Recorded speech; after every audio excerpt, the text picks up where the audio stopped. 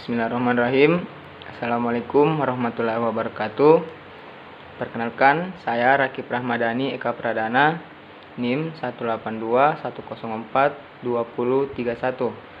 Pada kesempatan kali ini, saya akan menjelaskan tugas saya dari mata kuliah Aspek Hukum Jasa Konstruksi tentang contoh kasus pemberantasan korupsi pada bidang jasa konstruksi. Langsung saja kita masuk ke pembahasan. Adapun nama kasusnya yaitu kasus suap jaksa di Yogyakarta terkait proyek 8,3 miliar. Adapun jenis kasusnya yaitu kasus suap atau penyuapan. Kemudian instansi yang menyuap yaitu Direktur Utama PT Manira Arta Rama Mandiri Gabriel Yuan Ana.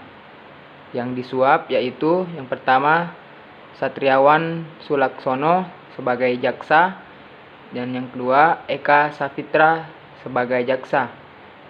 Adapun person yang terlibat yaitu yang pertama Satriawan Sulaksono selaku jaksa yang memperkenalkan PT MARM kepada jaksa Eka Safitra. Kemudian yang kedua Eka Safitra selaku jaksa tim pengawal dan pengaman pemerintah dan pembangunan daerah TP4D proyek rehabilitasi saluran air hujan Pemkot Yogyakarta.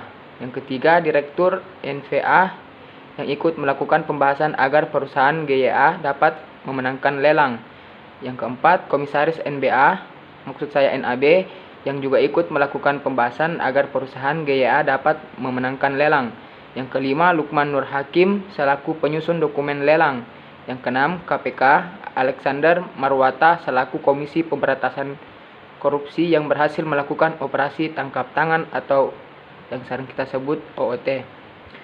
Kemudian kisaran kerugian negara yaitu sebesar 300 juta rupiah diambil dari total nilai suap.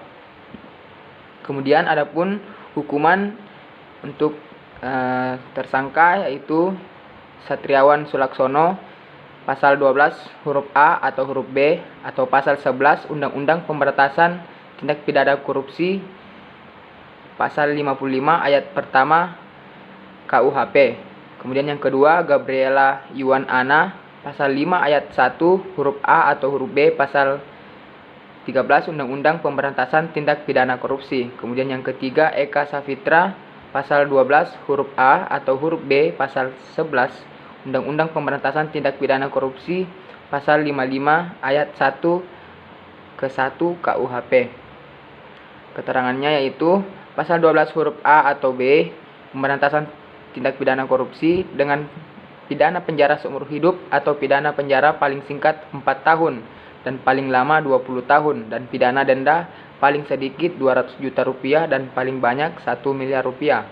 Kemudian Pasal 11 Undang-Undang Pemberantasan Tindak Pidana Korupsi dipidana dengan pidana penjara paling singkat 1 tahun dan paling lama 5 tahun atau pidana denda paling sedikit 50 juta rupiah dan paling banyak 250 juta rupiah. Pegawai negeri atau penyelenggara negara yang menerima hadiah atau janji padahal diketahui atau patut diduga bahwa hadiah atau janji tersebut diberikan karena kekuasaan atau kewenangan yang berhubungan dengan jabatannya atau yang menurut pikiran orang yang memberikan hadiah atau janji tersebut ada hubungannya dengan jabatannya. Kemudian yang ketiga Pasal 5 ayat 1 huruf A atau B dipidana dengan pidana penjara paling singkat 1 atau dan paling lama 5 tahun atau pidana denda paling sedikit 50 juta rupiah dan paling banyak 250 juta rupiah.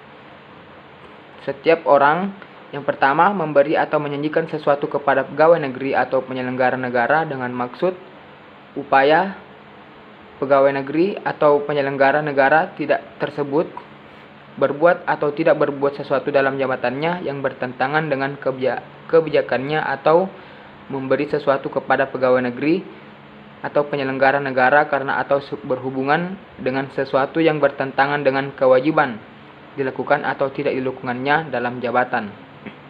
Adapun alur dari kasus ini yaitu Komisi Pemberantasan Korupsi atau KPK menangkap 5 orang dalam operasi tangkap tangan terkait kasus dengan suap yang melibatkan Kejaksaan Negeri Kejari Yogyakarta. Kemudian KPK menetapkan 3 tersangka di kasus ini. 2 diantaranya tersangka adalah jaksa. Wakil Ketua KPK Alexander Marwata mengatakan kasus suap ini berkaitan dengan kegiatan Dinas Pekerjaan Umum, Perumahan dan Kawasan Pemukiman Kota Yogyakarta melaksanakan lelang proyek rehabilitasi saluran air hujan. Pemkot Yogyakarta merencanakan proyek tersebut dengan PAGU anggaran senilai 10,8 miliar. Setelah melalui proses lelang, nilai proyek itu disepakati menjadi 8,3 miliar. KPK sudah menangkap 3 tersangka dalam kasus ini. Gabriel Yuan ditetapkan menjadi tersangka pemberi suap, sementara tersangka penerima suap ada 2 jaksa, yaitu Eka Safitra dan Satriawan Sulaksono. Namun jaksa Satriawan hingga kini belum berhasil ditangkap oleh KPK. Gabriel Yuan Ana dijerat pasal 5 ayat 1 huruf A atau B atau pasal 13 Undang-Undang Pemberantasan Tindak Pidana Korupsi. Sementara Eka dan Satriawan disangkakan melanggar pasal 12 huruf A atau huruf B atau pasal 11 Undang-Undang Pemberantasan Tindak Pidana Korupsi JO pasal 55 ayat 1 ke 1 KUHP.